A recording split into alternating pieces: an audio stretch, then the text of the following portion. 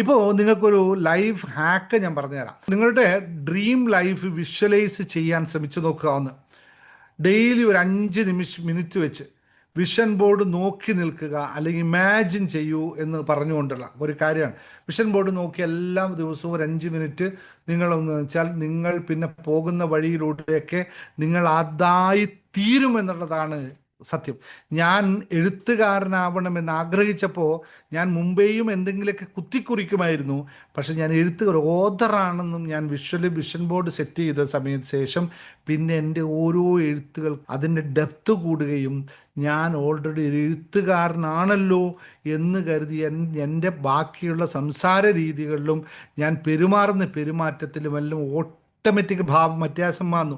ഇപ്പം ഞാൻ നിങ്ങളോട് സംസാരിച്ചു കൊണ്ടിരിക്കുന്നത് സാധാരണ നോർമലായിട്ട് ആൾക്കാർ പറയുന്ന ഭാഷയല്ലാതെ എഴുത്തിൻ്റെ ഭാഷയിലേക്ക് എനിക്ക് സംസാരിക്കാൻ സാധിക്കുന്നത് മറ്റൊന്നും കൊണ്ടല്ല, ഞാൻ ഇരുന്ന് എഴുത്തുകാരനാണ് സ്വയം പ്രഖ്യാപിച്ചത് കൊണ്ടാണ്.